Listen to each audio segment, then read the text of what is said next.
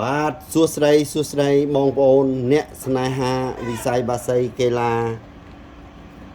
ជាទីស្រឡាញ់ជាទីរាប់អានខ្ញុំបាទម្ចាស់ Channel YouTube ក្បួនតម្រាស្រកាមន់ខ្មងសូមមកធ្វើការចែករំលែកនៅឈ្មោះស្រកាល្អពិសេសចំនួន11ស្រកាមានដូចតទៅគឺឈ្មោះស្រកាផាត់អាកាសបាទស្រកាផាត់អាកាសគឺវានៅជាប់នឹងរោមវ៉ាន់មួយបាទវ៉ាន់មួយអញ្ចឹងយើងឲ្យឈ្មោះថាស្រកាផាត់អាកាសបន្ទាប់មកទៀតបើវាមានវ៉ាន់2អាហ្នឹងក៏នៅតែផាត់អាកាសដែរតែបើវាមុខវ៉ាន់3ជាប់គ្នាវាលែងទៅជាផាត់អាកាសហើយវាជាស្រកាហនុមានបាទបងប្អូនវាមានឈ្មោះរបស់វាអញ្ចឹងបើវ៉ាន់1វ៉ាន់2វានៅតែផាត់អាកាសដដែលអញ្ចឹងបើវ៉ាន់3ជាប់គ្នាវាលែងទៅជាផាត់អាកាសហើយអាហ្នឹងគេឲ្យឈ្មោះថាស្រកាហនុមានបាទហើយបើសិនជាវាមានវ៉ាន់3ហ្នឹងវាមានដូចជាសៀតពីលើអាខ្នាយសកាវ៉ាន់ហ្នឹងគេឲ្យឈ្មោះថាហនុមានទូលភ្នំបើវាសៀតនៅខាងក្រោមស្កាធំហ្នឹងគេឲ្យឈ្មោះថាហនុមានអង្គុយលើជើងពៀនចឹងឥឡូវនេះយើងបានផាត់អាកាសនិងស្កាហនុមានហើយបាទបន្ទាប់មកទៀតគឺស្រកាវ៉ាន់នៅកលៈជើងបាទកន្លែងនេះកន្លែងកលៈជើងនេះគេឲ្យឈ្មោះថាស្រកាច្រត់ព្រះធរណីឬក៏ក្របព្រះធរណីបាទនេះច្រត់ព្រះធរណីអញ្ចឹងកាលណាវ៉ាន់មួយបែបនេះផាត់មួយបែបនេះគេឲ្យឈ្មោះថាច្រត់ព្រះធរណីបាទអញ្ចឹងបើវាវ៉ាន់2លែងទៅជាច្រត់ព្រះធរណីហើយវាទៅជាមហាទម្ងន់វិញបាទវ៉ាន់3មហាទម្ងន់រំជួយព្រះធរណីបាទអញ្ចឹងបើវ៉ាន់1ច្រត់ព្រះធរណីបើវ៉ាន់2 3គឺមហាទម្ងន់រំជួយព្រះធរណីបាទនេះជាឈ្មោះរបស់វាតាមចាស់បុរាណគាត់ហៅមកបែបហ្នឹងបាទ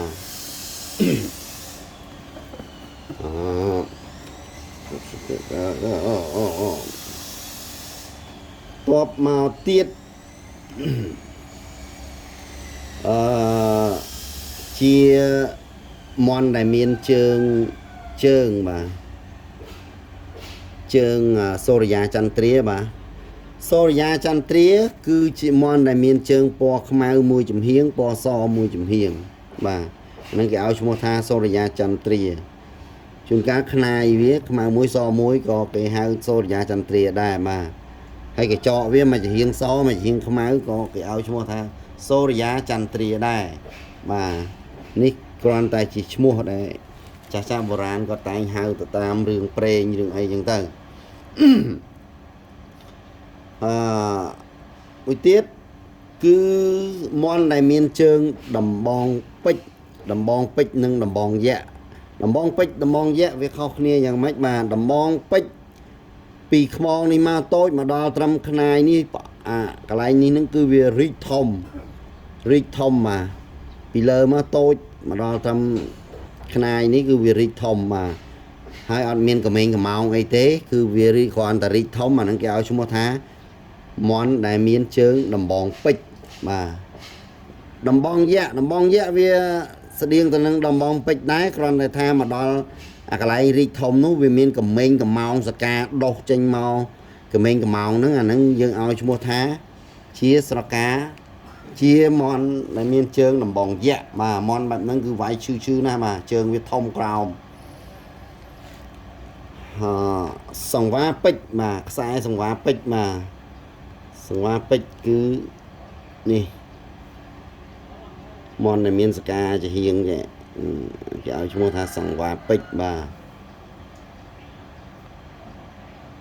សង្វ៉ាពេជ្របាទចឹងថ្ងៃនេះ យើងបាន10ហើយបាទ10ហើយចឹងបងប្អូនកត់ចំណាំយើងនឹងចាំហើយយើងនឹង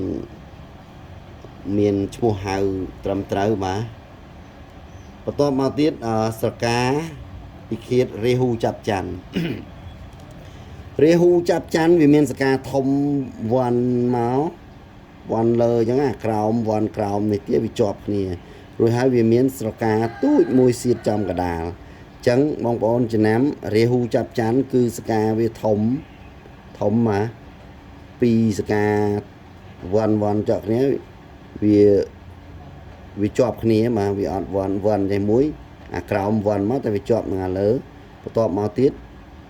មានសៀតនៅកដាលនេះប្រៀបដូចជាព្រះច័ន្ទ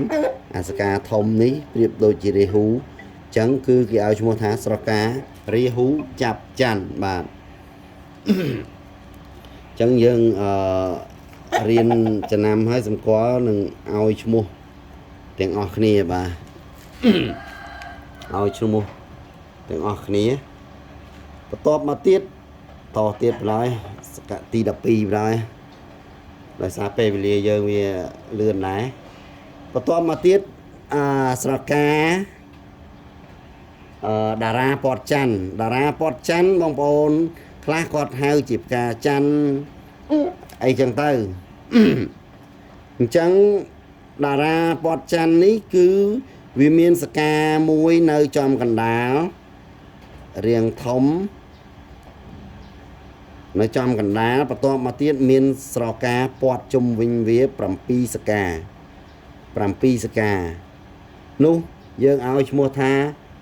ស្រកាពិឃាតតារាពាត់ច័ន្ទឬក៏តារាចំច័ន្ទបាទ នឹងមួយទៀតដកច័ន្ទបាទដកច័ន្ទគឺមានស្រកា4នេះស្រកា4ហ្នឹងរួចហើយសៀតចំកណ្ដាលគេឲ្យឈ្មោះថាស្រកាដកច័ន្ទបាទអញ្ចឹងបើវាមាន4សៀតកណ្ដាលដកច័ន្ទបើមាន7ហើយចំកណ្ដាលគេឲ្យឈ្មោះថាតារាពតច័ន្ទបាទថ្ងៃនេះក៏សូមធ្វើការបញ្ចប់ទៅត្រឹមនេះចែកជូនបងប្អូនតែប៉ុណ្នេះហើយក៏សូមជួយចុចជាវចុចឲ្យមេដៃផងដើម្បីជាកម្លាំងចិត្តស្វែងរកឈ្មោះស្រកាមន់ជាពាក្យខ្មែរមកចែកជូនបងប្អូនទាំងអស់គ្នាសង្ឃឹមថាបងប្អូនមិនស្អប់ខ្ពើមយើងគ្រាន់តែធ្វើវីដេអូនេះគឺគោលបំណងខ្ញុំចង់ចែករំលែកពីឈ្មោះរបស់ស្រកាមន់ឲ្យវាមានឈ្មោះហៅ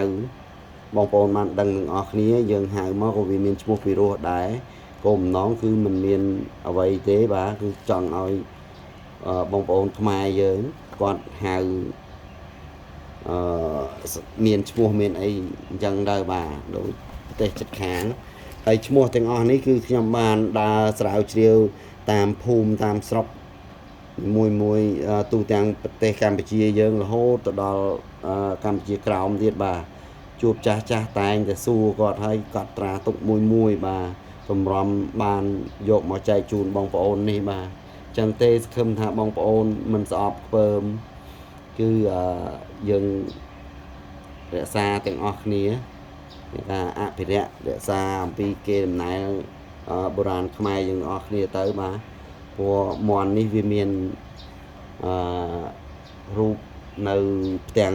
ប្រាសាទអង្គរវត្តដែរអញ្ចឹងក្បួនតម្រាអីឈ្មោះវាពិតជាមានមែនគ្រាន់តែថា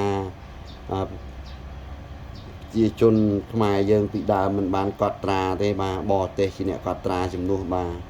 គឺមានបារាំងមានអីទៅហើយសិភៅក៏មានដែរតែគាត់វាបាត់អស់ហើយបាទចាស់ខ្លះគាត់ចេះមិនអស់ទេបាទគាត់ចេះតែខ្លះ5ខ្លះ4ខ្លះ10ចឹងទៅ